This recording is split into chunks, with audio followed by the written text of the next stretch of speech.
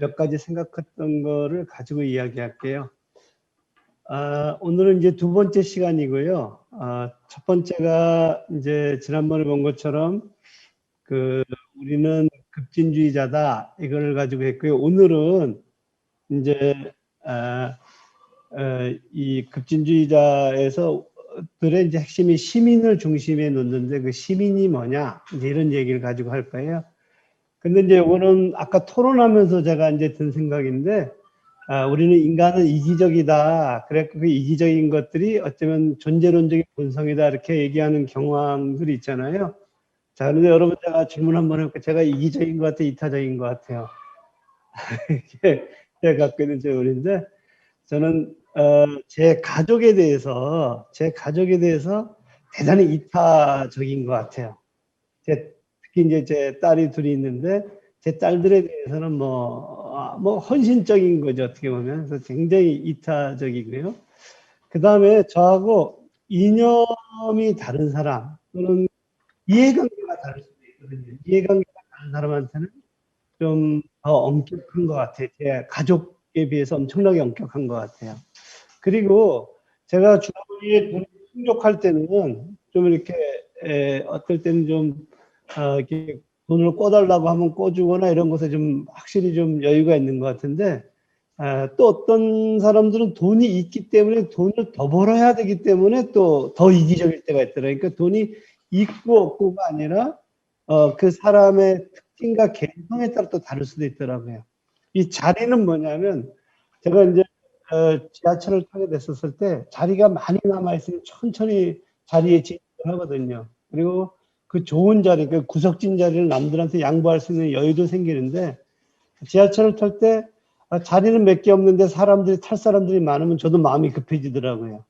그러니까 제가 말씀드리고 싶은 것은, 저는 이게 너 이기적이야 이타적이야 했을 때 누구에 대해서 그리고 어떤 상황에서 이제 이런 생각들이 드는 건가요. 그리고 또 흥미로운 것은 이 기분이 좋을 때하고 기분이 나쁠 때하고 또 다르더라고요. 그래서 술 먹으면서 이제 많은 약속들을 하고 나서 그 다음날 아침에 일어나게 되면 그게 후회되는 경우들도 있고요. 그러니까 제가 지금 말씀드리고 싶은 것은 뭐냐면, 이기적이냐 하는 것들이 사실은 너무나도 많은 변수들이 있다는 건 거예요. 그래서 인간을 특정할 수가 참 어렵지 않을까, 이제 이런 생각들을 하는 건 거예요. 그래서 인간을 언제나 동일한 상황에 있다라고 아주 전제하는 거, 그것의 대표적인 것들이 근대 철학이에요. 근대 철학은 의심해도 의심되지 않는 게 뭐가 있을까? 그게 뭐냐면은 인간은 생각한다는 거예요. I think therefore. 그건 내가 도대체 이제 이 근본적인 거기 때문에 거기서부터는 본질적인 거다. 이렇게 이제 전제를 하는 건 거죠. 그 다음에 또 이제 자유주의 철학에서는 인간은 합리적인 존재다. 그러니까 개인적인 이해관계에 따라서 모든 것들을 판단하는 존재다. 그래서 호모 이코노미쿠스 이렇게 이제 전제를 하거든요. 그러니까 제 얘기는 뭐냐면 그렇게 전제되는 것들이 과연 실제 인간을, 총체적인 인간을 담아낼 수 있을까? 이제 이런 고민을 하는 건 거예요. 만약에 총체적인 인간을 담아낸다라면 우리는 교육이라든가 정치라든가 이런 것들이 굉장히 많이 의미가 없어질 거예요. 왜냐하면 인간이 그런 거니까. 그런 것을 발견해내기만 되니까. 자, 그래서 이제 그런 건 거고. 그래서 아까 논쟁이 됐었을 때 인간이 이기적인 유전자를 가지고 있다 하는 문제들, 또 어떤 사람들은 아직껏 동물이라든가 인간의 행동을 해보면은 이기적인 유전자보다 이타적인 유전자가 훨씬 더 많다. 크로포트킨 같은 사람이 이제 얘기하는 건 거거든요. 그러니까 이제 우리가 어떤 것이냐 하는 것도 우리가 평생 찾아가는 것이 아닐까. 이제 그 다음에 이제 두 번째는 뭐냐면 이거예요. 이 정치의 비극이 뭘까? 정치의 비극이 뭘까? 이제 정치학자들이 얘기하는 것 중에 이런 게 있어요. 사적인 인간이 공적인 세계를 구성하는 것이 정치의 비극이다. 사적인 인간이라는 것은 뭐냐면, 저는 제 딸한테는 너무나도 이타적이잖아요. 너무나도 헌신적인데, 그런 사적인 인간이 공적인 세계를 만들 때 내 마음속에서 내 친구라든가 내 가족이라든가 나한테 이득이 되는 사람한테 뭘 더 해주고 싶거든요. 그러니까 이게 사적인 인간이 공적인 세계를 구성하는 것들이 사실 정치의 비극이다. 이런 얘기를 하거든요. 그래서 사실 정치라는 것들이 어떻게 공적인 세계를 사적인 세계로부터 우리가 이제 벗어날 수 있을 것이냐. 이제 이런 고민들을 하는 겁니다. 우리가 지금 이렇게 하는 것들 중에 아주 기본적인 아주 핵심적인 정치적인 행위가 교육이거든요.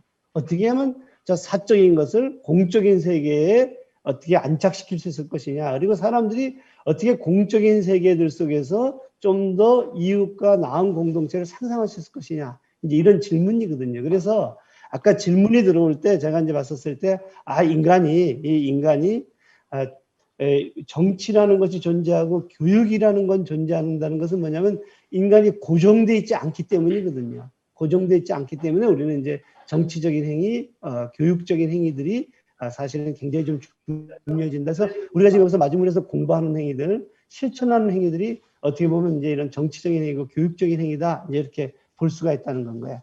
그 다음 또 질문들이 이런 게 있었어요.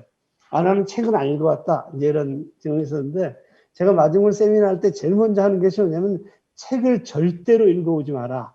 읽어오는 것을 말리지는 않겠지만, 이런 얘기를 하거든요. 그래서 이제 우리는 책을 안 읽어오는 조직이에요. 왜냐하면 우리의 모임 중에 특징이 뭐냐면, 부담은 없대. 부담은 없대. 가치를 얻고 가는 모임이다. 가치를 가지고 돌아가는 거다. 그래서 부담 없이 와야 돼요. 그리고 나서 이제 돌아갈 때는 뿌듯하게 돌아가야 되거든요. 그래서 책을 절대로 읽어오는 것을 말리지는 않겠지만, 하지만 책은 사도라 이런 얘기를 해요. 책을 왜 사도라고 하냐면, 책을 읽어오지 않고 얘기를 듣다 보면 집에 갈 때 책을 읽고 싶어지거든요. 근데 책을 안 사뒀으면 읽지 않게 되고, 타이밍이라는 게 있으니까. 그래서 책을 사더라 이렇게 하고, 그리고 또 이제 마중물 마셈 쪽에서는 반드시 마셈에서 사더라 이런 얘기를 하는데, 그것까지는 이제 아니더라도. 그 다음에 그 왜 책을 절대로 읽어오지 말라라고 얘기하냐? 우리의 모임은 책에 대한 얘기가 아니라 책을 매개로 해서 나와 나를 둘러싼 공동체 얘기를 하는 거다. 우리가 오늘 CAS의 책과 마르크스의 책을 매개로 해서 나와 나를 둘러싼 공동체 얘기를 하는 건 거거든요. 그래서 이제 우리가 책에 대한 얘기만 하게 되면 책을 읽어와야 되는데 책을 매개하는 거니까. 그래서 오늘 그 두 분의 발제자 계셨죠. 지난 시간에도 두 분의 발제자가 계셨는데 그분들이 이 책을 매개해 주는 건 거거든요. 그래서 우리는 그 분들의 매개를 가지고 우리가 나와 나를 둘러싼 얘기를 하면 된다. 그리고 말할 때도 생각한 다음에 말하지 말고 말하면서 생각해라. 이런 얘기를 해요. 생각한 다음에 말하면 언제 생각이 끝나겠어요. 저는 아직도 생각하고 있는데. 네, 그런 얘기고요. 그 다음에 모든 것을 아는 사람은 아무도 없고 아무것도 모르는 사람도 아무도 없으니까 상대를 보고 놀랄 준비가 돼 있는 태도로 듣고 말해라. 이런 얘기거든요. 그래서 읽고, 이제 집에서 이제 읽어오는 거죠. 읽어오지 않아도 되고, 듣고 말하고, 읽고 써야 된다. 이게 이제 마중물에 토론하는 방법이고, 토론하는 룰이다. 이렇게 이제 보면 될 것 같아요. 자, 그럼 오늘 얘기는 이제 지난번에 일을 했잖아요. 우리는 급진주의자다. 그래서, 우리가 자유론, 그러니까 마르크스라든가 J.S. 밀은 모든 어떤 그 외부에서 들어오는 정보를 문제로 받아야 된다. 그래서 그 문제들을 가지고 끊임없이 자유로운 토론들을 해야 된다. 굉장히 근본적인 토론을 해야 된다. 그래서 저는 조금 시간이 지나서 자본주의가 더 심각해지고 J.S. 밀이 아버지 밀이라든가 벤담으로부터 조금만 더 자유로운 시간을 좀 더 줬다면 저는 마르크스가 되지 않았을까 하는 생각을 할 정도로 굉장히 근본적인 질문들을 제기해줬고, 또 마르크스도 마찬가지예요. 마르크스도 그 사람도 굉장히, 그래서 우리는 이 두 양반의 이제 책을 보면서 그런 것을 좀 생각해 보는 것이 지난 시간이고, 오늘은 그러면 이 근본주의자들, 그러니까 급진주의자들은 모든 것을 시민의 중심 속에 두는데, 그 사람이 이렇게 마르크스의 유태인 문제라는 책과 제30문이라는 책이 CAS가 시민을 중심에 둔 핵심적인 텍스트다. 이게 이제 제 생각인 건 거예요. 그래서 오늘 그 얘기들을 좀 이제 해보려고 해요. 자, 재미난 거 있어요. 재미난 게 뭐냐면, 철학자가 진실의 한계를 벗어나지 않는 한 그가 너무 멀리 나아가는 것을 비난하지 마라. 그의 직무는 목적지를 알려주는 것이며, 따라서 그는 목적지에 이미 도착해 있어야 된다. 이런 얘기를 해요. 제가 이제 이렇게 강의나 이런 걸 하게 되면 저한테 이런 얘기를, 교수님, 이거 현실을 좀 현실적인 얘기를 하세요. 자꾸 이렇게 현실과 무관한 얘기를 하세요. 그런데 이제 이 철학자는 철학자는 진실의 한계를 벗어나서 멀리 나가가는 거, 그게 이제 그의 임무라는 건 거예요. 그래서 그는 끊임없이 우리의 방향을 잡고 방향이 어디인지를 알려주려는 노력을 해야 되고, 행정가는 이 책에 이제 이게 CAS의 이제 이 책의 내용이에요. 행정가는 그랬을 때 그걸 구체적으로 기술적으로 풀어나가는 건 거다, 이런 얘기거든요. 지금 현재 AI라든가 만든 세상의 많은 구성들은 철학자와 예술가들의 상상에 기반해 있거든요. 그래서 우리 마중물은 이상이 일상이도록 상상해라. 그 상상이 이제 길을 내줄 것이다, 이렇게 얘기를 했는데, 제가 이제 근본주의자, 라디칼리스트라고 이제 CAS를 본다라면, 마르크스를 본다면, 그는 철학자로서 그 모든 것에 길을 내주려고 했다, 이렇게 이제 보시면 될 것 같아요. 자, 그래서 그런 거고요.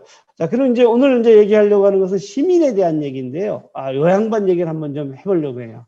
우리 문영식 선생님께서 혹시 이거 한번 좀 읽어봐 주시면 어떨까요? 예.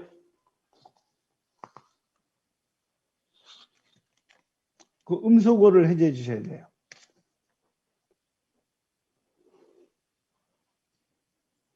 음소거를, 예. X는 아직까지도 팔뚝에 쇠사슬이 채워져 있는 건강하면서도 억센 인간이다. 특권적 신분만 제거된다면 전체 국민은 보다 연약한 어떤 지위가 아니라 보다 나아진 지위를 갖게 될 것이다. 그렇다면 현재 X란 무엇인가? 전체이되 구속되고 억압된 전체이다. 특권적 신분이 없으면 X는 무엇일까? 전체이되 자유롭고 반성하는 전체이다. X가 없으면 그 무엇도 있을 수 없다. 있을 수 없으며 다른 신분들이 없으면 모든 것이 무한히 잘 되어갈 것이다. 예, 요게 제가 이제 강의할 때, 요걸 보여드리면서 질문을 해요. 이 X에 들어갈, 이 단어가 뭐냐? 이렇게 질문을 하거든요. X에 들어갈 단어가 뭐냐? 그런 사람들이 이제 얘기를 하는데, 사실 이 X에 프롤레타리아트를 한번 넣어보세요. 프롤레타리아트를 넣으면, 프롤레타리아는 아직 팔뚝에 뭐가 있어요? 쇠사슬이 채워져 있는 건강하면서 억센 인간이다. 특권적 신분만 제한다면 전체 국민은 보다 같은 지위가 보다 나은 지위를 갖게 될 것이다. 이제 특권적 지위는 이제 부르주아지라고 생각하면 돼요. 그렇다면 프롤레타리아는 무엇인가? 전체이되 구속되고 억압된 전체이다. 특권적 신분이 없으면, 그러니까 지배자들이 없으면, 부르주아들이 없다면 X는 무엇일까? 전체이되 자유를 얻고 번성한 전체이다. 프롤레타리아트가 없으면 그 무엇도 있을 수 없으며 다른 신분들이 없으면 모든 것이 무한히 잘 될 것이다. 이렇게 프롤레타리아트를 넣어도 딱 얘기가 되지 않아요? 근데 X가 제3신분이에요. 제3신분. 이거를 쓴 사람은 누구예요? 이걸 쓴 사람은 이제 CAS예요. CAS는 제가 지금 말씀드리고 싶은 것은 뭐냐면, CAS는 시민을 중심에 둬요. 그 시민의 X가 제3신분이에요. 그런데 마르크스도 시민을 중심에 둬요. 근데 그 시민의 중심의 X가 뭐냐면 그게 프롤레타리아트예요. 그러니까 요 본질은 굉장히 똑같다는 건 거예요. 그래서 제가 이제 두 사람을 들고 왔었을 때 두 사람은 다 시민을 중심에 놓고 그들의 가능성과 그들의 해방에 대해서 굉장히 근본적인 고민을 한 것이다. 이렇게 이제 말씀을 드리는 거예요. 그래서 CAS는 지금 현재 이 사람들은 nothing이다. 아무것도 아니라는 건 거예요. nothing이다. 근데 우리가 추구해야 될 것은 그가 everything이 돼야 된다. 이런 얘기를 해요. 그러니까 이게 마르크스도 마찬가지예요. 지금 현재 노동자들은 nothing이에요. 지금 자본주의 체제에서. 그런데 자본주의 체제에서 그들은 사물로 존재하는 건 거죠. 왜냐하면 사람들은 그를 볼 때 어떻게 하면 저 사람이 이윤에 기여할 것인가를 가지고 그를 평가한다는 거예요. 인간으로 평가하지 않는다는 거예요. nothing이에요. 비존재예요. 그런데 그를 어떻게 everything으로 만들 것이냐 하는 것들이 이제 두 철학자의 공통적인 질문인데, 문제는 뭐냐면 CAS의 글을 갖다가 읽나 마르크스의 일을 갖다가 읽냐, 둘이 같이 이름만 가려주면 똑같은 얘기를 한다는 건가요. 그래서 제가 얘기하는 것은 그들은 시민을 중심성에 두고 사고했다는 건가요. 자, 이걸 한번 볼게요. 이걸 한번 보시면 논자가 이제 오늘 논자들은 둘 다 인간을 구하라 그런 건가요. 근데 그 인간은 각자가 생각하는 인간이 달라요. 한쪽의 인간은 부르주아지들, 특히 제3신분이고, 한쪽은 프롤레타리아트예요. 인간을 구하라. 근데 CAS하고 마르크스는 둘 다 혁명을 기획하고 실천을 했고 근본주의자예요. 라디칼리스트예요. 그래서 이제 이들은 팜플렛을 써요. 엄청나게 멋진 팜플렛을 쓰는데 이 사람은 인간의 선언을 정치. 이게 이제 인간과 시민에 관한 권리 선언이에요. 프랑스 대혁명의 선언문을 이 사람이 써요. CAS가. 그리고 이제 마르크스는 공산당 선언서부터 시작해갖고 뭐 유태인 문제에 관해서는 인권에 대해서 특히 이제 이 억눌린 자들의 인권에 대해서 정초를 하거든요. 그래서 이 사람들에게 인간은 뭐냐? 제3신분인데 제3신분은 구체제의 지배 세력들. 그러니까 예를 들면 귀족이라든가 성직자에 대항하는 거고 이 사람에게 인간은 프롤레타리아트예요. 부르주아지에 대항하는 것들인 건가요? 목표는 뭐냐면 이런 인간들이 단결하는 건가요? 이런 인간들이 단결해갖고 누구를 없애요? 이 사람은 없어요. 이 사람은 없어요. 없애갖고 실질적인 해방에 이르는 것, 이것이 이제 이 양반들의 기본적인 목표예요. 자, 그래서 이런 얘기를 이제 할 수가 있다면서 이 얘기를 좀 본격적으로 해보려고 하는데요. 요 이제 그림을 한번 보세요. 요 그림은 뭐냐면, 자, 이제 프랑스 혁명 당시 얘기들을 제가 좀 간략하게 해보려고 그래요. 프랑스에는요, 가뭄이 들었어요. 엄청나게 가뭄이 1789년이 이제 혁명이 있는 날인데 1788년에 엄청난 가뭄이 들었어요. 그리고 전쟁을 벌여요. 이 전쟁은 무슨 전쟁인지 아세요? 이 전쟁은 미국에서 독립선언을 했었을 때 이들은 영국이랑 맞서고 싶거든, 프랑스가. 그래서 엄청나게 전비들을 누구를 대주냐면 미국의 독립운동에 쏟아부어요. 쏟아부어요. 그래서 이제 엄청나게 재정이 이제 고갈되게 되죠. 그리고 이제 여기에 보면 귀족들이 엄청나게 사치를 하고 있어요. 그들은 엄청난 특권을 가지고 있고 그리고 면책 특권도 있어요. 그리고 이제 세금도 면제받고 있고. 그래서 이 상황들 속에서 가뭄이 들고 그다음에 사치를 하는 과정 속에서 돈을 귀족들한테 거두려고 하니까 군주가 절대 거둘 수가 없어요. 그러니까 이제 전쟁에 돈이 엄청나게 들어서 어쩔 수 없이 170여 년 만에 삼부회를 수직해요. 이거는 명분상의 이제 신분의회였는데 그래서 왜 그러냐면 세금을 거두려고 해요. 세금을 거두려고 했는데 이때 이제 재수없게도 이런 철학자들이 나타나요.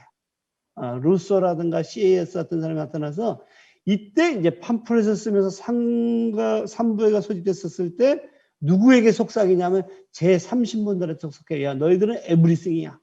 근데 너희들의 지금 정치적 영향은 nothing이야. 근데 너희들은 전체야. 근데 지금 현재 아무것도 아니야. 하는 것들은 이제 속삭이는 것이 CAS예요.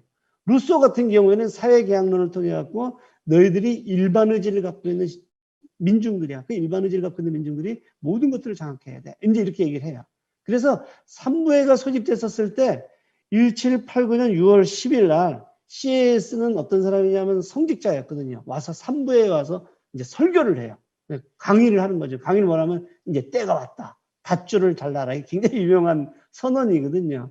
근데 이 사람은 아까 성직자니까 1계급이잖아요. 근데 이 사람은 3신분으로 들어가요. 왜 3신분으로 하냐면 아버지가 3신분이었거든요. 그래서 이 사람의 출신 자체가 3신분이었고, 이제 그래서 이 사람이 이런 선언들을 하면서 테니스 코트에서 제3신분들이 임시의회를 설치하고 이제 선언을 해요. 그리고 이때 이제 나오는 것들이 전부 다 인간과 시민에 관한 권리에서 프랑스 대혁명의 인권 선언이 나오는 건 거죠. 그리고 이제 바스티유를 이제 습격하기 시작하는 건 거예요. 자, 그래서 오늘 제가 여기서 좀 얘기하려고 하고 싶었던 것은 이제 루소 얘기를 좀 하고 싶은데, 왜냐면 루소가 엄청나게 영향을 주거든요.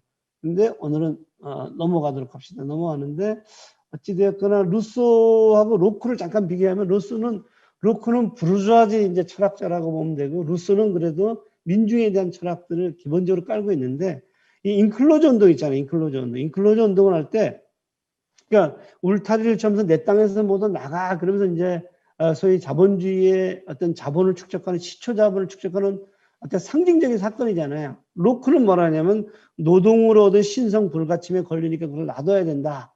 그런데 루소는 뭐라냐면 다수의 굶주림과 소수의 어떤 그 허영이 넘쳐나는 사치품들 이제 넘쳐나고 있다. 이제 둘은 그런 관점들을 가지고 있고, 로크는 사유재산을 찬양한 주권자의 얘기를 하면서 의회를 얘기한다라면, 루소는 사유재산을 비판한 주권자가 인민주권이라는 걸 얘기하고, 이제 자연으로 돌아가라는 얘기예요. 아무튼 요 시기에 프랑스 대혁명이 막 발발했던 시기에 2%가 성직자고 귀족이에요.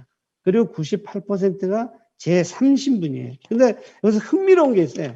제3신분이 그럼 도대체 누구냐? 이제 이런 얘기를 우리가 이제 해야 되는데, 이때 제3신분은 이거예요. 보시면 왼쪽에 부르주아지와 오른쪽에 쌍킬로트를 합쳐가지고 제3신분이라네요.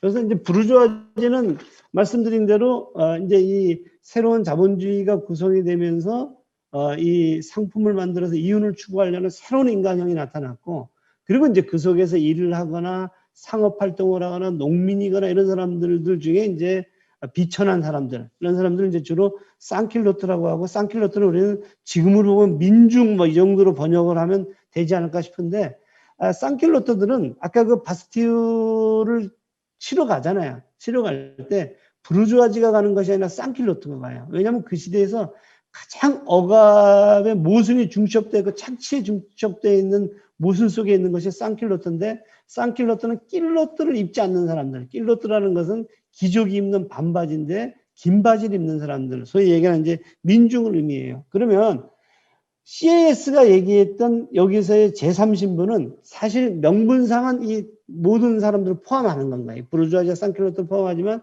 실제 내용상에서는 부르주아지들을 얘기해요.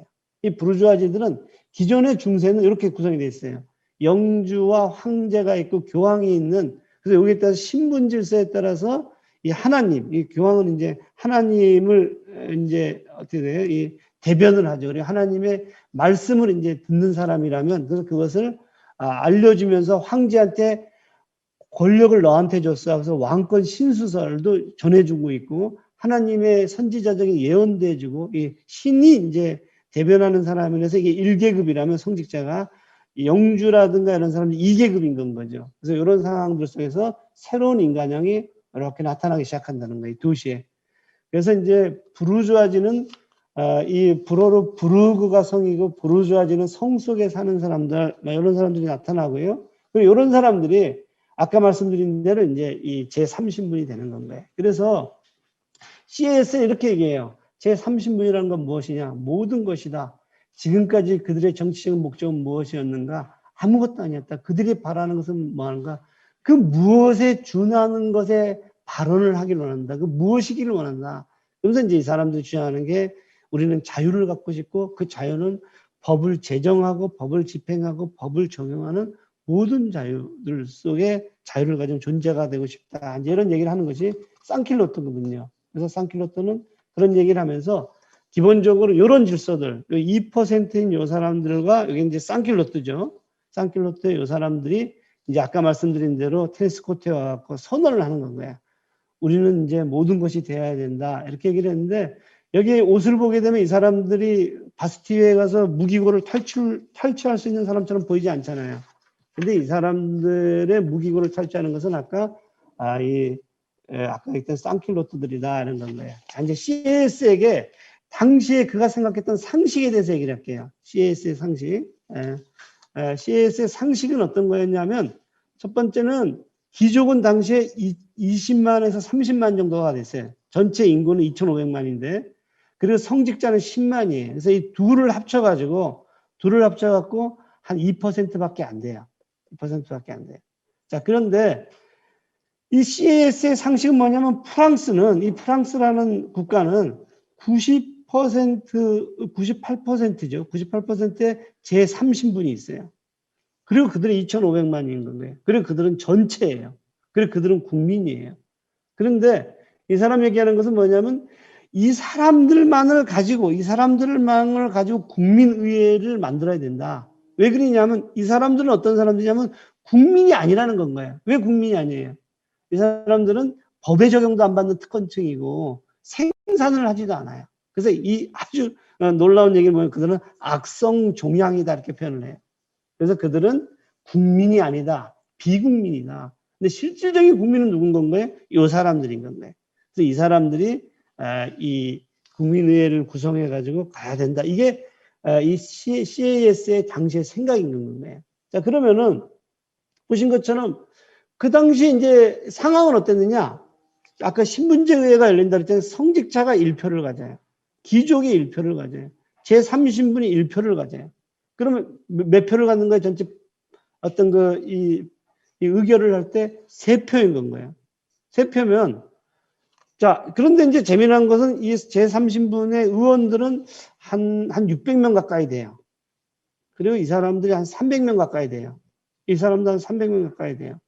그러면 표결을 하게 되면 제3신분과 성직자 귀족들이 같은 편을 먹는다고 하더라도 1인 1표씩 하게 되면 거의 동률을 이뤄요. 그리고 제3신분이 몇 명이 더 많아요. 지금 현재 이제 그 위원으로 이 3부에 왔었을 때.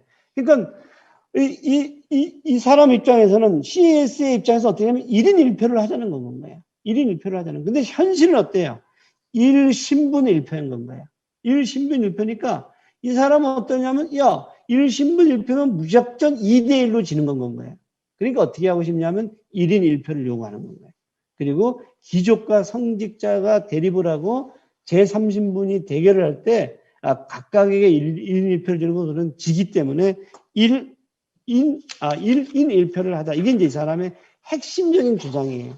그리고 아까 말씀드린 대로 귀족과 성직자들을 사실은 비국민이기 때문에 그들을 이제 몰아놔야 된다. 이런 생각들을 이제 하는 것이 CAS의 요구사항인 거예요.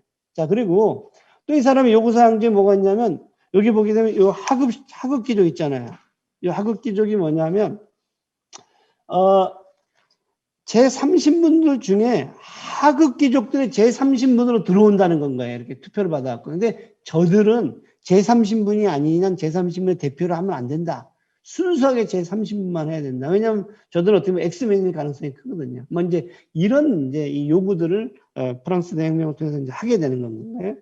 자, 그래서 보시면 왕권 신수설에서 천부인권으로 이제 가야 된다는 것을 이 이제 프랑스 대혁명을 하면서 이 사람이 정초한 이 인간과 시민에 관한 권리선언이 그래서 제1조가 인간은 권리에 있어서 자유롭고 평등하게 태어나 생존한다. 사회적 차별은 공동의 이익에 근거해서만 있을 수 있다. 상당히 급진적이죠. 그러니까 아까 제3신분이 자유롭고 평등하게 태어나서 그들이 실질적인 영향력을 행사해야 된다 이렇게 보는데 이 사람이 이제 한 17조 이렇게 이제 뒤로 갈수록 어떻게 되냐면 소유권은 불가침의 신성한 권리이므로 누구도 합법적으로 확인된 공공의 필요성이 명확하게 아니고서는 그런 정당한 사안을 끌지 않고서는 그 소유권을 빼앗길 수가 없다. 그러니까 소유권에 대한 엄청난 이제 선언을 하는 건가요. 그리고 실질적으로 이 관련해서 이 매는 그야말로 인간이 아니라 인류가 아니라 재산권을 가진 남성이 될 가능성들이 많아지는 그래서 이제 아까 말씀드린 것처럼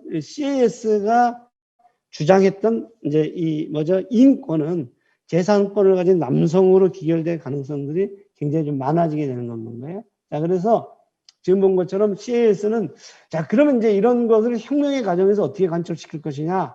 그래서 먼저 제3신분이 모이는 거 그래서 테니스 코트에 모였죠. 그래갖고 그들이 국민의회를 선포를 해요. 그래갖고 국민의회를 선포를 해갖고 재헌의회를 통해 가지고 만들어 놓으면 된다. 이런 이제 새로운 헌법 질서들을 CAS는 주장을 하는데 실질적으로 이렇게 다 가요. 그러니까 이제 이 CAS가 세워놨던 그 절차대로 프랑스 대혁명에 계속 이렇게 가거든요. 그러니까 제 얘기는 뭐냐면 CAS는 기획자다. 프랑스 대혁명을 기획한 사람이고 그 기획대로 사실은 움직여졌다. 이렇게 이제 보는 건 거예요. 자, 그래서 CAS의 그러면 행보를 한번 좀 보자. 이제는 얘기. CAS는 아까 얘기한 대로 팜플릿 하나 이제 쓰는 거죠. 제30분이란 무엇인가. 그래서 그때 프랑스에서 사람들이 펍이라든가 이런 데 만나 이렇게 얘기를 했대요. 야, CAS 팜플릿 읽었어? 나 안 읽었어. 야, 그 바보야. 아직도 그걸 안 읽었어? 그 정도로 CAS의 팜플릿들은 다 읽었다는 건 거예요. 그래서 그는 혁명이 딱 돼서 시골에서 올라가고 아까 국민의회에 갖고 선동을 해요. 그래서 초기에 혁명의 시기에서는 이 사람은 이제 선동가였던 건가요? 그런 이제 선동을 하고 이 사람이 제3신분의 대표가 되고 국민의회 의장이 돼요. 그리고 법을 제정하는데 엄청나게 관여를 해요.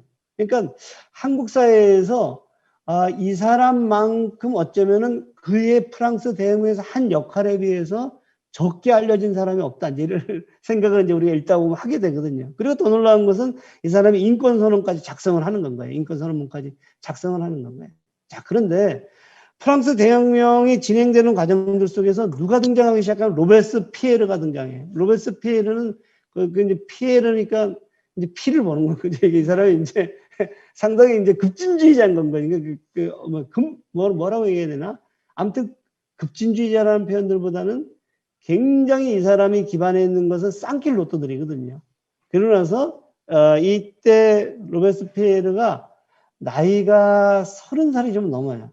나폴레옹이 집권했었을 때가 나이가 30살이에요. 이때 혁명을 이끌었던 사람들 전부 다 30대들이거든요. 근데 로베스피에르는 당시에 지롱드파하고 산악파라고 해서 자코뱅파라는데 이 자코뱅파가 급진주의자들이니까 그러니까 이 사람들은 어떻게 보면 되냐면 지롱드파는 점진적인 개혁을 가려고 했다면 자코뱅파는 프롤레타리아에 기반해서 아까 쌍킬로트에 기반한 혁명을 가려고 했는데 이때 자코뱅파가 집권을 하게 되니까 누구죠? 이 CAS는 그때 이제 자리를 그만두고 외유를 떠나요. 그래서 이제 다시 이제 이 반동의 시대가 오면서 로베스피에르가 자기가 만들었던 단두대에 처형을 당하고 났었을 때 누가 들어오냐 하면 이제 CAS가 들어와요. 그러니까 사람들이 물어요. 야, 로베스피에르가 말이야 그렇게 많은 사람들을 사륙을 하고 그랬을 때 너는 도대체 거기에 저항하지 않고 어디 있었어? 그러니까 그 지롱드파라든가 왕당파들이 이제 그들에게 물으니까 이 사람이 뭐라 그래요? 아, 나는 그냥 살고 있었어. 이렇게 나는 살아 있었어. 이게 이제 핵심적인 이 사람의 이제 얘기거든요. 그래서 로베스피에르 씨의 이 사람은 침묵을 지키고 외유를 떠났고 그리고 당시에 이제 로베스피에르 입장에서는 종교에 대한 공격들이니까 성직자도 반납을 해요. 그리고 이제 보통 선거권이 도입이 되고 사회개혁을 이제 이 사람이 하려고 하는 것에 대해서 로베스피에르나 이렇게 로베스피에르나 이런 사람 그런 것들을 도입하려고 했을 때 누구죠? 이 CS는 반대를 하게 됐고 그리고 철저히 이제 보신주의로 가긴 했지만 어찌되었거나 이 사람은 처음부터 끝까지 어디로 가냐면은 처음부터 끝까지 어디로 가냐면 이 러시아 프랑스 대혁명을 이렇게 지켜보면서 쳐다봐요. 그러다가 어떻게 되냐면 보세요. 나폴레옹을 이 사람 놀라운 것은 뭐냐면 나폴레옹을 이제 간택을 해요. 아 이거 더 이상 뭐랄까요? 이 로베스피에르 이후에 이제 뭐랄까 새로운 세상을 가는데 더 이상 지지부진하고 갈 수 없다라고 판단했을 때 이 사람이 나폴레옹을 지지하면서 지원을 하면서 5인의 총재 정부를 그러니까 이 사람은 그리고 나서는 이제 다시 돌아왔잖아요. 돌아와가지고는 이 지롱드파가 집권을 하고 그다음에 왕당파가 복귀하는 과정에서 5인 총재 정부가 만들었을 때 자기가 총재가 돼요. 그리고 500인 위원회 의장이 돼요. 그런데 500인 위원회 의장이 되고 5인의 총재 정부가 됐는데 이 총재 정부가 제대로 가지 않았었을 때 그리고 자기가 생각하고 달랐을 때 이 사람은 이제 나폴레옹한테 이론적인 근거를 제기하고 그와 함께 뭐라면 테르미도로 반동해요. 그러니까 소위 얘기하는 나폴레옹이 주도가 되는 군사 쿠데타를 일으키거든요. 그래서 군사 쿠데타가 되면서 그는 나폴레옹과 함께 3인의 통령 중에 한 사람이 돼요. 그래서 그 사람은 나폴레옹한테 이 CAS는 백작도 받고 상원의원도 받고 그래서 이 사람은 이제 그런 방식으로 해서 꽤 오랫동안 이제 그 당시에 혁명가들은 30대라든가 대부분 40대에 이제 죽었다라면 이 사람은 거의 한 70대까지 이제 살거든요. 자, 그런데 이 사람은 도대체 이제 어떻게 평가할 거냐? 이제 이런 건데 이게 정치 행정가냐? 근대 정치 철학자냐? 아니면 역사가 프랑스의 대혁명이라는 걸 거쳐가지고 그다음 급진주의를 거쳐가지고 그리고 이렇게 자유주의가 안착되는 것들의 간지, 역사의 간지를 이해하고 그래서 꾸준히 살아남아서 나는 살아있었어. 나는 살아남았어. 이런 태도들을 가지고 실천했던 활동가고 정치가 할 거냐 하는 것들은 이제 판단을 해야 돼요. 그런데 제가 말씀드리고 싶은 것은 뭐냐면 이 CAS는 아까 처음에 얘기했던 선언처럼 처음부터 끝까지 철저하게 뭐를 중심에 두려고 했냐면 아까 이 쌍킬로트가 아닌 이 부르주아지들을 중심에 두고 제30분들 속에서 이제 부르주아지들을 중심에 두고 그리고 끊임없이 이제 그는 그런 것들을 실천한 사람이다. 이렇게는 볼 수 있다는 건가요. 자, 그러면 이 한 번 더 정리해 보면 이 사람은 뭐가 피플을 우선적으로 놓느냐, 피플을 우선적으로 놓느냐. 이제 이랬었을 때 이 사람은 귀족과 성직자를 악성종량으로 그들과 절대적으로 타협하려고 하지 않았고요. 그 다음에 실정법보다는 민의를 중심에 뒀거든요. 그러니까 실정법을 넘쳐나는 것들이 민의거든요. 이 사람은 끊임없이 상권 분립이라든가 이런 걸 얘기했지만 언제든지 민의가 그것을 넘쳐날 수 있다. 그리고 시민들의 사회계약의 주체가 국가가 아니라 시민이 아니라 국민의 의사가 늘 최고법이라는 주장을 했다는 건가요. 그리고 헌법보다 더 우선적인 것이 혁명이었다. 이런 것들을 얘기했던 것들 속에서는 끊임없이 이 사람이 이제 그 당시의 시민들을 중심에 뒀다. 그래서 이 성직자가 중재가 됐던 신과 왕의 세계에서 이 사람이 사회계약론을 통해 갖고 근대에 왔었을 때 이 시민을, 그 시민은 시장 속의 시민이면서 국민국가의 국민이었던 이 시민들을 굉장히 중심에 두면서 근대적인 의미의 인간과 시민에 관한 권리선언의 자유권에 굉장히 충실한 세상을 만들었던 것이 이제 이 사람이었다. 이렇게 볼 수 있다는 겁니다. 여기까지가 제가 이제 CAS에 대한 대체적인 설명인데 혹시 좀 이해가 되시나요? 제 나름대로는 이걸 좀 잘 어떻게 좀 정리를 좀 해보려고 했는데 아무튼 그렇게 돼서 이제 CAS는 당시에서로 보게 되면 엄청나게 급진적인 사람이었고 자기의 신분을 뛰어넘으면서까지 그 혁명에 나섰고 그리고 끊임없이 살아남았지만 그 살아남는 것의 중심에 로베스피에르와 타협했다기보다는 끊임없이 아까 그 부르주아지들을 중심에 뒀던 그리고 그들을 시민으로 봤던 그런 헌법을 만들고 그런 절차를 만들고 그런 어떤 선언문을 만들었던 사람이 이제 이 사람이다 이렇게 보면 돼요. 자 이제 지금부터는 마르크스 얘기를 할게요. 이제 마르크스 얘기는 이제 간단해요. 어떻게 되냐면 마르크스는 중세가 이런 신의 중심에 쌓여 있잖아요. 이게. 근데 거기에서 뭐라고 얘기하냐면 마르크스는 CAS는 이렇게 갔다라고 주장해요. 이제 근대라는 것은 개인과 시민과 국민들이 나타나는 시대다. 이렇게 이제 CAS는 얘기를 했고 이 속에서 이제 근대 국가가 이제 탄생을 이제 프랑스 대혁명을 통해서 근데 마르크스는 아니야 임마. 사실은 이렇게 가고 있어. 이렇게 주장을 해요. 너가 얘기했던 자유로운 개인과 권리를 가진 국민과 시민이라는 것은 사실 알고 보면 그 위에 물신이 있고 이게 자본이죠. 그리고 자본과 정치가가 때로는 협력하고 때로는 타협을 하면서 있고 시민이라는 이 존재는 사실은 그 아래에서 이 물신을 만들어내는 그리고 자본가와 정치인들의 끊임없는 어떤 그 대상물이 되고 있어. 이게 이제 마르크스 얘기인 건가요? 그러니까 마르크스는 여기서부터 이제 어긋나기 시작하죠. 그래서 마르크스는 뭐라고 하냐면 자, 우리가 이제 이 통을 봐야 돼. 너가 갖고 있는 요 통은 CAS 너희들이 얘기한 요 통은 이 자본주의라는 통이야. 근데 그 통들 속에서는 자유롭지 못해. 그래서 우리는 이 통을 근본적으로 비판을 하고 그 통을 새로운 통들 속에서 인간과 인간이 자유로운 개인들의 연합체가 돼야 돼. 이게 이제 그 사람 얘기인 거예요. 그래서 너가 얘기했던 개인들은 알고 봤다면 너는 A라는 개인과 B라는 개인을 얘기했는데 저 누구죠? 이 CAS는 뭐라고 얘기하냐면 이렇게 얘기를 해요. A라는 개인과 B라는 개인이 아니라 A라는 사람들이 속해져 있는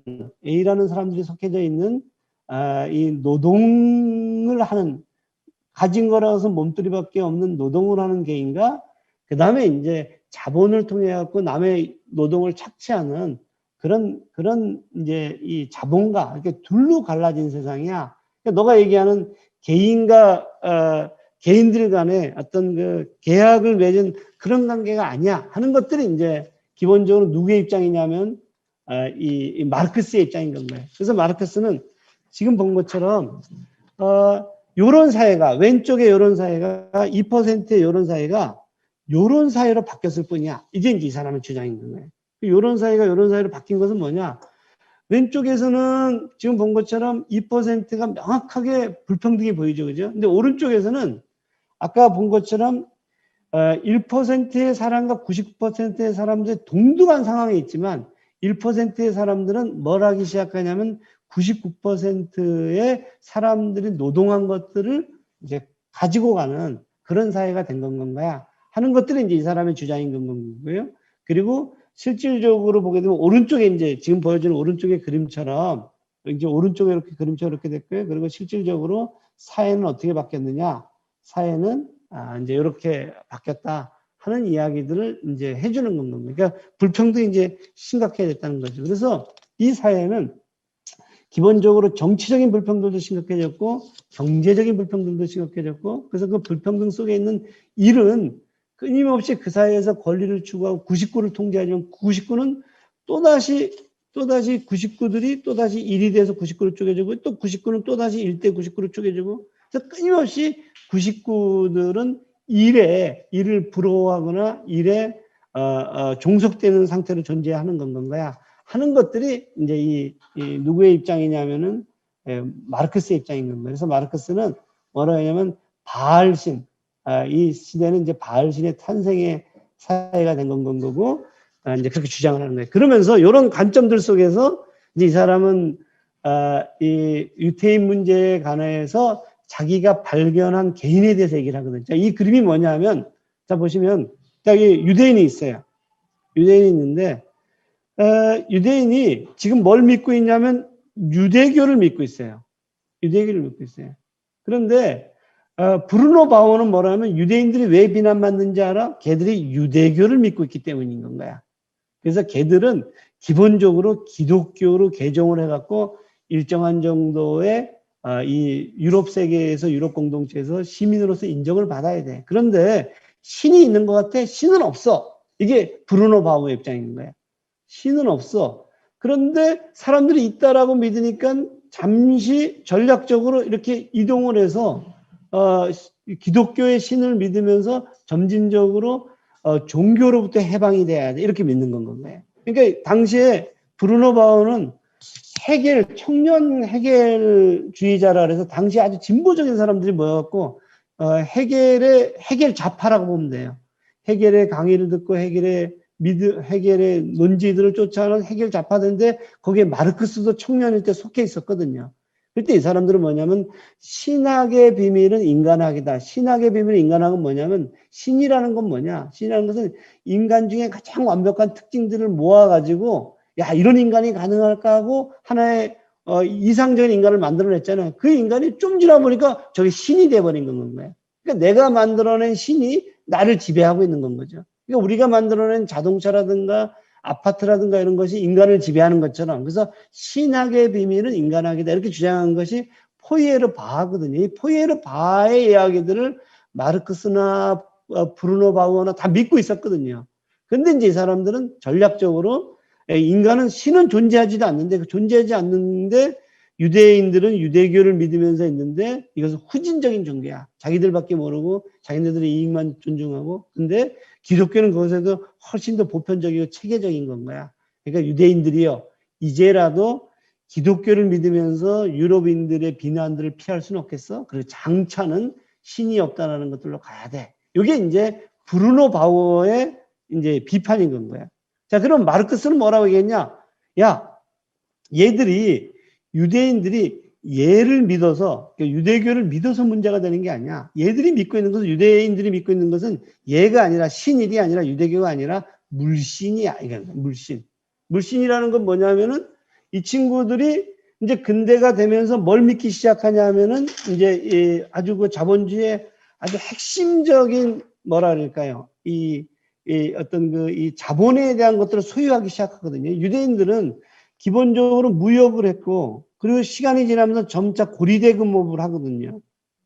고리대금업을 하는데, 무역을 하고 고리대금업을 할 수밖에 없는 역사적인 이 사람들의 이제 이 조건들이 있거든요. 근데 무역을 하고 고리대금업을 했는데, 문제가 뭐냐면, 이 무역과 고리대금업을 할 때, 다른 자본가들이 나타나요. 유럽에 있는 토착 자본가들이 나타나는데 그 전까지는 무역을 했고 고리대금을 했던 유대인들과 갈등이 일으키지 않았거든요. 근데 이제 점차로 유럽인들이 저쪽에 저쪽에 그 아시아 쪽에 무역을 하기 시작하면서 그들이 그 상권을 가로채려고 하는 과정에서 나타난 것이 뭐냐면 십자군 전쟁이거든요. 근데 보니까 지금 먼저 선점하고 있는 게 뭐예요? 이게 이제 유대인들인 건 거예요. 유대인들이니까 저걸 내가 뺏어야 되니까 십자군 전쟁을 가면서 유대인들을 다 죽여요. 그리고 다 죽이면서 그들의 상권을 빼앗고 그리고 그들을 죽이면서 이 재산을 뺏어갖고 그것을 십자군 전쟁으로 쓰거든요. 이게 골 때리는 이제 역사적인 사실인데 그리고 나서 이제 이 유대인들이 그들에게 땅을 허용하지 않으니까 그러니까 그 전에 기독교인들은 주로 땅을 가지고 있었던 사람들이 점차 자본주의가 발전하면서 무역으로 가고 금융업으로 진출할 때 그때 경쟁적인 존재가 누구냐 하면 유대인들이거든요. 그런데 야 내가 쟤들의 땅을 뺏고 쟤들의 쟤들의 그 무역로를 뺏고 쟤들이 금융업을 내가 뺐는데 이게 이제 좀 그 명분이 없잖아요. 그래서 이 사람들의 명분은 뭐냐면 유대인들이 뭐라 하고 있다는 건가요? 유대인들이 미신을 섬기고 그 미신은 뭐냐면은 유대교인 건가요? 그리고 유대인들 가룟 유다가 유대인이었는데 그가 예수를 죽였어. 이것은 이제 교황청에서 선언을 하게 돼요. 그 이후에 교황청 우리는 그런 선언을 한 적이 없다 이렇게 얘기를 하는데 그러니까 뭐냐면 기독교인들은 제가 유대교를 믿어서 미운 것이 아니라 제가 우리의 자본주의적인 다양한 어떤 그 자본을 선점했기 때문에 미운 건 건가요? 이게 이제 누구의 입장이냐면 마르크스의 입장인 건가요? 마르크스는 야 얘들이 유대인들이 사람들이 미워했던 것은 그들의 그 탐욕, 그들이 어떤 그 돈이 된다라고 하면은 엄청나게 많은 것들을 착취해가는 그 탐욕스러워서 그들이 문제인 건 거지 그들이 유대교를 믿었기 때문에 문제인 것이 아니다. 이것이 이제 마르크스의 유대인 문제에 관한 건 거예요. 근데 바오어는 뭐라고 하냐면 유대인들의 유대교를 버려라, 기독교를 개정하라, 모든 종교를 버리고 정치의 방으로 가자 이렇게 생각하니까 자기 동년대 청년 해결학과의 자기 동년대 마르크스가 얼마나 우습게 보이겠어요. 바오어가. 이제 이런 내용이 사실 바오어에 대한 비판인 겁니다. 그래서 무엇이 유대교의 세속적인 근거인가? 실천적 욕구 사욕이다. 아까 우리 김학선 선생님이 얘기했던 사욕이다. 무엇이 유대교의 세속적인 제의인가? 악덕 상행이다. 왜 악덕 상행이라 하냐면 쉽게 얘기하면 샤일록을 생각하면 돼요. 샤일록에서 안토니우스인가 하는 친구하고 이제 저거 하잖아. 안토니우스가 돈이 필요하니까 누구한테 꿔요? 샤일록한테 꿔요. 그러면서 계약을 맺어요. 계약을 맺었는데 계약대로 이행하려고 하다 보니까 너 피는 안 흘리기로 했지. 아주 유치한 얘기를 하는 거예요. 이 안토니우스가. 말도 안 되는 소리를 하는 건 거죠. 그래서 이 계약을 우습게 여긴 건 안토니우스인데 그 책은 샤일록을 아주 굉장히 우습게 여기는 건 거예요. 그 왜 샤일록을 굉장히 우습게 여기냐? 이게 이제 유대교가 유대교의 신은 사실 유대교가 아니라 합해다 이런 것을 이제 이 마르크스는 얘기하고 싶었던 거예요. 여기서. 자, 그래서 지금 본 것처럼 자본가는 유대인이죠. 자본가 유대인과 자본가 아까 얘기했던 일반 그 기독교인들인 건 거죠. 근데 그 굳이 기독교인이라고 말할 필요가 없죠. 이들은 무역을 통해서 유대인을 막 유대교처럼 생각하게 만드는 그런 착시 효과가 있었었다. 그리고 그것이 가장 자기네 진영의 사람들을 모아내고 저들을 탄압하는 데 가장 유효한 수단이었다. 근데 그것을 이제 누구는 쳐다봤다. 이게 마르크스는 이제 그것을 쳐다봤다는 건가요. 그래서 이제 유대 문제에 관해서 이렇게 이제 얘기를 하고 있는데 제가 이제 한참 얘기를 하다 보니까 또 무슨 생각이 드냐면 내가 너무 시간에 쫓겨갖고 독주하는 건 아닌가 이런 생각이 드는데 이 독주는 또 독배가 아닌가 라는 생각이 드는데 우리 예전에 마중물 세미나 할 때 오후에 3시에 만나서 2시간 토론하고 2시간 제가 강의하고 2시간 뒤풀이 했거든요. 10년 동안. 근데 이것을 앞에 토론이 적어지니까 아까 이현숙 교수님이 쉬는 시간에 저한테 뭐라면 토론이 시작할 만하면 끝난다는 건가요. 그래서 표정이 뭐냐면 가능하면 강의를 10분만 하고 토론을 한 2시간 하면 안 되겠냐 이런 제가 뉘앙스를 받았는데 본인이 이렇게 자꾸 얼굴이 나오는 것에 대한 독점력 때문에 그런 것이 아닐까 제가 이제 그런 생각을 했고 저도 이 1시간을 가지고 이제 막 이제 하려고 하니까 힘든 건 거예요. 아무튼 제가 가능하면 빨리 지금 정리를 해볼게요. 이제 핵심적인 것은 이제 제가 이제 정리된 건가요? 그래서 이제 저희가 이 세미나가 끝나고 가면 돌아갈 때 뭐 하고 싶냐 하면은 책을 사서 읽고 싶으면 되는 거거든요. 근데 강의를 듣기 전에는 책이 눈에 안 들어왔는데 강의를 듣고 나니까 이게 보이네 이러면 돼요. 아규먼트를 알면 보이거든요 이게. 요거는 한번 우리 조은미 선생님 한번 읽어봅시다. 네. 네. 사적 소유의 이기적인 인간의 정치적 해방. 인간은 종교로부터 해방된 것이 아니라 종교의 자유를 갖게 되었다. 인간은 소유로부터 해방되지 않았다. 그는 소유의 자유를 가지게 되었다. 인간은 상업의 이기주의로부터 해방되지 않았다. 그는 상업의 자유를 가지게 되었다. 여기서 인간은 뭘 것 같아요? 여기서 인간. 지금 이 마르크스가 봤던 요 인간, 요 인간, 요 인간, 요 인간, 이 인간이 이제는 그런 거죠. 요 인간이 뭘 것 같아요? 여기 아까 제가 시작할 때 했던 X인 건가? 그 X가 뭐예요? 제3신분. 더 솔직히 얘기하면 부르주아진 건가요? 자, 너희들은 종교로부터 해방된 것이 아니라 종교의 자유를 갖게 된 거고, 예전엔 종교의 자유가 없었어요. 왜 없었냐면 생각은 신이 했고 우리는 태어나면서 신을 믿어야 된 건가요. 그런데 부르주아지들이 프랑스 대혁명을 통해서 종교의 자유를 갖게 돼요. 내가 생각해보니 하나님이 계셔. 그럼 믿어요. 내가 생각해보면 하나님이 안 계신 건 안 믿었거든요. 인간은 소유로부터 해방된 줄 알았는데 그런 소유의 자유를 갖게 돼요. 이게 이제 소위 얘기하는 인권이에요. 인권의 자유권적 인권인 건가요. 그는 상업적 이익부터 해방된 게 아니라 상업적인 이기주의를 마음껏 해도 되는 자유를 갖겠다는 거예요. 이게 마르크스의 아주 핵심적인 비판인 건가요. 그러니까 마르크스는 인권 있잖아요. 인권을 너희들이 얘기하는 인권은 사실 알고 보면 이권이다 이렇게 얘기를 하는 건가요. 너희들이 얘기하는 인권은 사실은 이권인 건가다. 그러니까 이권이라는 건 뭐냐면 부르주아지들이 마음껏 자기 자본을 축적할 자유를 가진 건 것이 인간의 해방과 아무 상관이 없다. 이렇게 얘기하는 건가요. 그래서 이제 마르크스는 그런 주장했고요. 존민선 계속 읽어볼까요? 인간의 해방으로 가야 한다. 인권 사상은 인간에게 선천적인 것이 아니다. 투쟁을 통해 획득된 것이다. 자연의 산물이 아니며 역사가 우리에게 준 지참금이 아니다. 네, 그러니까 이제 이 양반은 너희들이 얘기하는 인간은 제3신분의 부르주아지들이고 너희들이 얘기하는 인권은 그들의 인권이라는 건 거야. 그럼 산킬로트의 인권이 아니라는 건 거야. 이게 이제 핵심적인 건 거고, 그럼 어디로 가야 되냐 하는 것이 이게 이제 분석인 건 거예요. 제가 좀 다소 좀 거칠게 정리를 했는데, 자, 마르크스는 너희들이 지금 있는 가상의 공동체가 있다는 건가요? 지금 이게 이 부르주아지들의 인권론 있잖아요. 부르주아 인권론은 가상의 공동체 인권이다.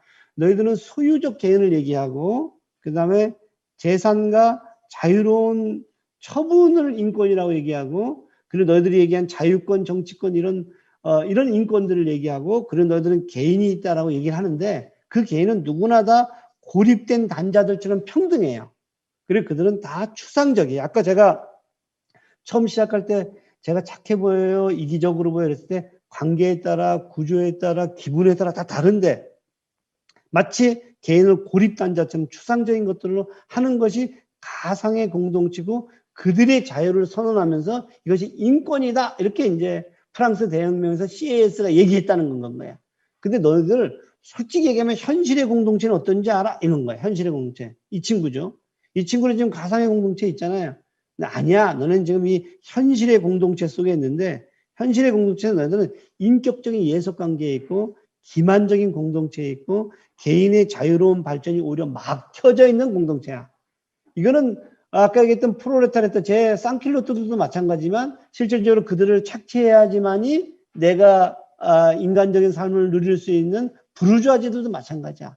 이 시스템에서는 이 프레이리에 의하면 네크로 사물을 사랑하는 그 사물을 사랑하는 그 사람이 인간 총체적인 인간 그 자체가 아니라 그가 얼마만큼의 노동력을 제공해서 그 노동력이 양질해서 나에게 이윤을 줄 수 있는지, 그러니까 인간을 총체적으로 안 본다는 건가요.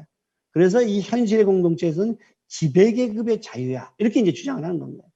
자, 그러면서 나는 그러면 새로운 공동체로 가고 싶어. 새로운 공동체는 뭐냐면 개인의 총체적인 개인.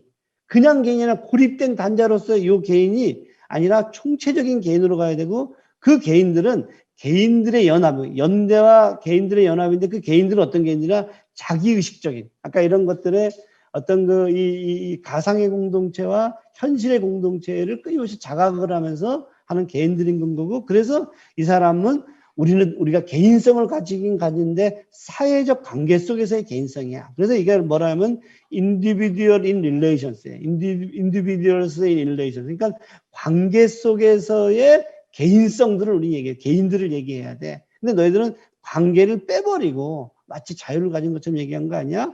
그래서 서로에 대한 개인과 그리고 여기서는 비로소 고유성과 개성이 드러나는 독특한 개인들이 되고 구체적인 평등관계가 수립될 거야. 이게 이제 마르크스가 얘기한 새로운 공동체의 이제 개인들을 얘기하기 시작해요. 근데 이때는 청년 해결파에 속해 있었던 시점이기 때문에 본격적으로 공산주의에 대한 얘기들이 안 나와요. 그래서 아까 이제 초기에 굉장히 번뜩이는 자유주의에 걸쳐져 있는 이제 이야기들이 막 나오는데, 그랬었을 때 이제 지금 새로운 공동체를 얘기했던, 여기에서는 이제, 이런, 얘기인데, 남쪽 여기서 중요한 것은, 총체적인 개인들의 자유로운 연대 체계, 연합 체계들 속에서 이것을 꿈꿔야 된다. 이런 얘기를 이제 한다는 건 거예요.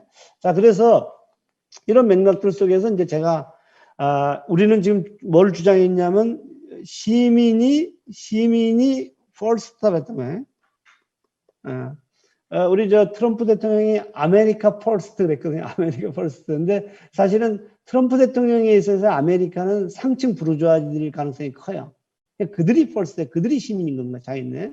히틀러에게 있어서는 우수한 아리안족일 테고요. 그런데 이 CAS에게 있어서의 인간은 제3신분, 특히 부르주아지들이었고, 그 다음에 이제 이 마르크스에게 있어서의 시민은 계급적인 억압 속에 있는 프롤레타리아였을 것이다. 그래서 우리가 인간을 뭐라고 보느냐에 따라서 인간이 달라져요. 그래서 이것을 인간들이라고 그래요. 사람들이 상정하는 인간은 인간들이 존재해요. 이 인간들이 이렇게 돼야 된다는 거예요. 인간들이고, 그러다 보니까 이 인간에 대한 권리들을 얘기하는 것이 인권이잖아요. 이 권리도 하나만 있는 것이 아니라 권리들이에요. 그러니까 CAS가 강조했던 권리들 속에서는 자유로운 개인인데 그 자유로운 개인은 부르주아지였고 그 자유로운 개인의 조건이 프랑스 대혁명 17조였던 재산권인 거예요. 재산권인 거예요. 그런데 마르크스에게 있어서의 인간은 아까 얘기한 인간은 관계 속에서의 인간, 유적인 인간들인 건데 그런 인간들이 어떤 인간들이냐면 그 계급이라는 것이 철폐된 상황에서 정말 개인들의 연합이 가능한 그런 인간들이다는 건데 제가 지금 말씀드리고 싶은 것은 뭐냐면 이 두 사람은 굉장히 급진적이었지만 상대적으로 상당히 다른 인간들을 상정을 했고 그래서 다른 권리들을 상정을 했다는 건가요. 자, 그래서 아까 CAS의 인간에게 있어서의 자유권적 인권은 뭐냐면 언론, 출판, 집회, 결사, 사상, 표현, 종교, 양심주의 같은 자유권적인 건가요. 그런데 우리가 소위 얘기하는 우리가 복지국가의 어떤 인권은 사회권까지 가야 된다. 누구나 배고프지 않고 배부를 권리 없지만 배고프지 않아야 되고 누구나 다 아플 때 잘 치료받아야 되고 누구나 다 집은 최소한 있어야 된다. 그래서 이 내셔널 미니멈 스탠다드 오브 리빙, 그러니까 최소한 삶의 기본적인 것들은 줘야 된다. 이런 건 거예요. 사회주의 인권은 그것보다 훨씬 더 근본적이에요. 그러니까 이제 이 체제를 그대로 놔두고 착취 체제를 그대로 놔두고 갈 수가 없다. 그래서 제가 지금 말씀드린 것은 인권들이 존재한다는 겁니다. 그럼 재미난 건 뭔지 아세요? 재미난 것은 사회권적 인권을 주장하는 사람들 입장에서는 자유권적 인권이 한계를 가져요. 내가 말하고 싶어도 생존의 문제가 안 되면 안 되거든요. 근데 재미난 것은 자유권적 인권을 주장하는 사람들 입장에서는 사회권적 인권이 아니에요. 왜 인권이 아니에요? 개인의 재산권을 어떻게 되는 건가요? 세금을 통해서 이전을 시키는 거거든요. 그래서 사회권적 인권을 주장하는 사람들은 사회권적 인권과 자유권적 인권은 하나예요. 사회권적 인권과 자유권적 인권은 하나예요. 근데 자유권적 인권을 주장하는 CAS 같은 사람은 사회권적 인권과 자유권적 인권 하나가 아니에요. 사회권적 인권이 아닌 건 거예요. 그래서 미국에서는 사회권적 인권을 승인하지 않는 거예요. 자유권적 인권인 거지. 아무튼 제 주장은 뭐냐면, 제 얘기는 뭐냐면, 인권이 시민을 중심에 둔다고 하는데 그 시민을 뭐라고 두느냐에 따라서 중심이 달라진다는 건가요? 자, 그래서 지금 본 것처럼 마르크스 얘기를 이제 다시 돌아오게 되면 마르크스는 구체적인 상황에서 추상을 끌어낸다는 건 뭐냐면 핵심적인 이론이라든가 이런 걸 가지고 오는 거예요. 그래서 마르크스는 아까 그 추상을 가져온 건 거예요. 그 추상들 속에서 세상이 바뀌거든요. 구체가 바뀌어요. 그럼 구체를 또다시 분석해내고 또다시 추상을 하고 끊임없이 이렇게 반복해내는 과정들 속에서 이 추상이 나와야 된다는 거예요. 이렇게. 구체가 자꾸 변하는. 그러니까 우리가 지금 봤던 것은 뭐냐면 CAS는 놀라우리만큼 시민을 중심에 둔 진보주의자였었어요. 그런데 쌍킬로트가 등장하는 순간 이 사람은 보수주의자가 돼요. 무슨 얘기인지. 그러니까 구체적인 상황들을 어떻게 내가 계속적으로 해독해 나가느냐에 따라서 달라지는 거죠. 마르크스는 그 구체적인 상황들 속에서 쌍킬로트를 본 거예요. 쌍킬로트를 보지 않았던, 그리고 쌍킬로트들은 오히려 위험하다고 생각했던 상황 속에서의, 구체적인 상황 속에서의 추상이라는 인권의 개념과 쌍킬로트가 보였던, 그리고 새롭게 변화하다는 시기에서의 추상의 인권이라는 개념은 굉장히 다르다는 거예요. 시민이라는 게, 시민성이라는 게 달라진다, 이런 얘기예요. 자, 그래서 이 하이에크 같은 자유주의자들은, 신자유주의자들은 그러니까 니오 리버럴리즘 그러죠. 그러니까 소위 리버타리아니즘, 그러니까 시장 지상주의자는 그 추상적인 인간이 호모 이코노미스쿠스고 시장은 자유의 강자인 건고, 그래서 자유권을 중요한다면 마르크스는 이제 굉장히 본질적인 걸 얘기한다는 거예요. 이제 이 얘기를 하면서 이제 마중물 세미나잖아요. 마중물 세미나 10년을 정리하잖아요. 그럼 우리에게 시민은 뭐냐? 이게 이제 기본적인 질문이거든요. 이게 아까 김학성 우리 선생님이 우리 이제 협동조합 이사장님이신데 질문했던 것이 뭐냐면 마중물의 시민은 뭐냐? 이게 이제 질문인 건가요. 그럼 이제 저희들은 지금 이 논리에 의하면 마르크스의 시민일까? 아니면 CAS의 시민일까? 이제 고민하는 건가요. 근데 그거는 이제 우리가 토론을 통해서 이제 확정되겠지만 제가 그래도 하나의 아이디어를 말씀드린다면 아감벤의 이야기를 좀 전해드리고 싶은 거예요. 아감벤의 이야기는 뭐냐면 아감벤은 호모 사케르라는 얘기를 해요. 호모 사케르. 호모 사케르는 어떤 존재냐면은 벌거벗은 생명이에요. 로마 시대 때 노예들 많고 죽여도 아무런 상관이 없는 건가요. 이게 호모 사케르거든요. 그래서 주권 권력은 벌거벗은 생명들을 마음껏 다루어도 돼요. 그래서 죄를 묻지 않아요. 중세로 치게 되게 되면 파문을 당한 사람은 아무리 죽여도 상관이 없는 겁니다. 이게 호모 사케르거든요.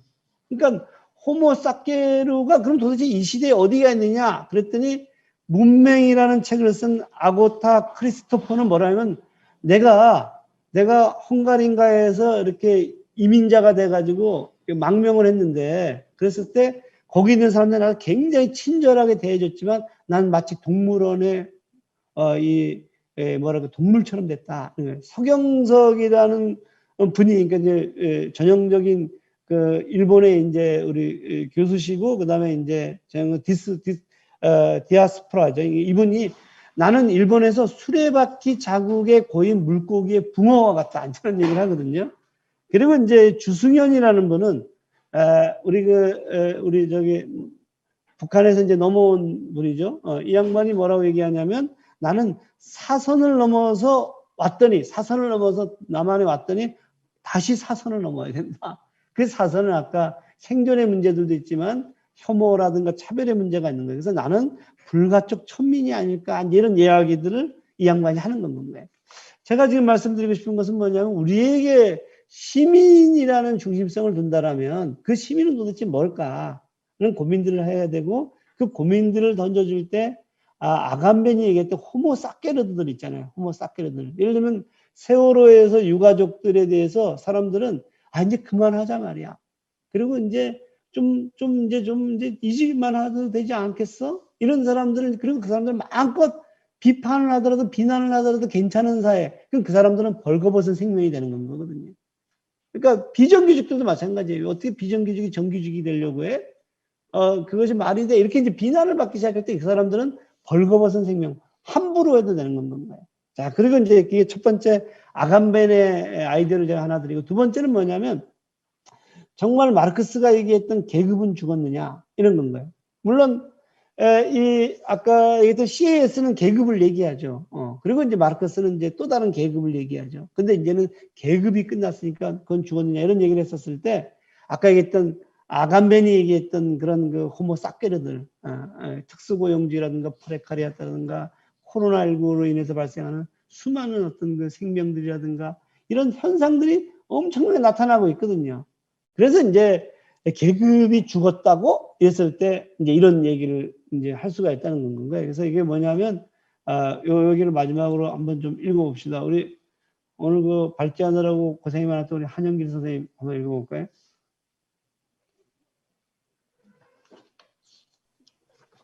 네.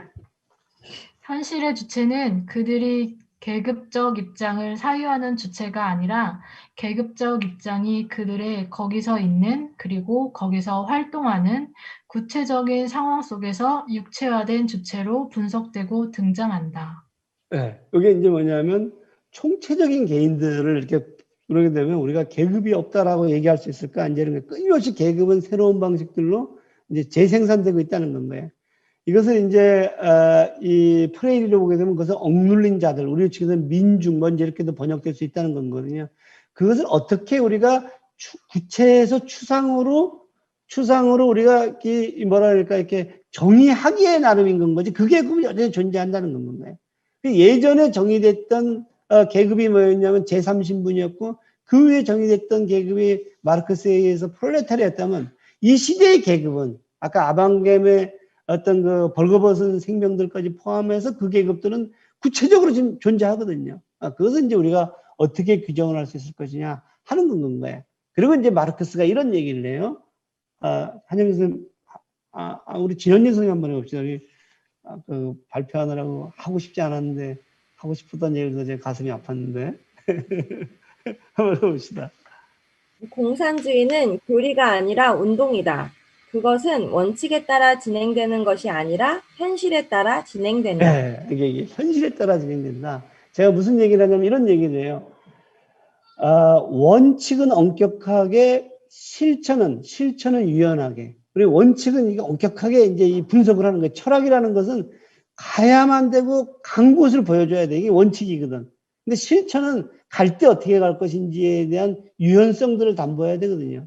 그래서 우리가 지금 여기서 우리는 급진주의자다라고 했었을 때 그 급진주의자는 그 원칙을 끊임없이 엄격하게 하는 과정인 거고, 그리고 실천에 대해서는 또다시 이렇게 이야기했던 그것이 원칙에 따르는 게 아니라 현실에 따라서 진행되는 과정들을 겪어야 되지 않을까 하는 건 거예요. 자, 그래서 인권이라는 것은 그러니까 우리가 인간을 중심에 두는 건 거죠. 그 인간이 시민이라고 우리가 표현한다면 그 시민이 뭐가 될지에 대해서는 이제 우리가 정해야 되지만 역사적으로 보게 되면 인권이라는 것은 처음에 자유권을 가진 어떤 부르주아들 중산층이었고요. 그리고 시간이 흐르면서 젠더들이 들어오기 시작했고 사회권이 들어오기 시작했고 그리고 이제는 우리 그 바깥에 있는 다양한 아까 그 벌거벗은 생명들이 있거든요. 그래서 인권이라는 것은 끊임없이 이렇게 규정돼 가는 건 거다 하는 건 거고요. 두 번째, 우리가 그것을 규정할 때 우리의 그 집이라는 것이 마르크스는 자본주의라는 집을 벗어 던져야 된다고 얘기를 했거든요. 그리고 이 CAS는 국민국가라는 틀들 속에서 이제 그걸 생각을 했고, 그래서 우리의 집이 가족일지 국가일지 또는 지구적인 공동체로 가게 되는 거죠. 그럼 우리는 그 시민도 개인이 될지 아니면 시민이 될지 세계 시민이 될지, 그리고 세계 시민의 내용들도 계급적인 문제가 들어갈지 아니면 이 아까 얘기했던 아감벤의 어떤 그 호모 사케르가 들어갈지 이런 것들을 이제 고민해야 되는 거 아닌가 이렇게 말씀을 드릴 수가 있다는 거에서 마중물에서는 지금 말씀드린 우리는 시민을 중심에 놓는다고 했었을 때 그 시민이 지금 이 시대의 시민들을 끊임없이 모여서 이야기해보고 그리고 그 시민들을 중심에 놓는 실천이라는 것들은 뭔지를 얘기해 봐야 되는데 마르크스가 보여준 것들 그리고 이 CAS가 보여줬던 건 그 시기에 그 시대의 그 구체적인 것들 속에서 억압받는 그리고 그것이 주체가 됐음에도 불구하고 끊임없이 비존재가 되었었던 것을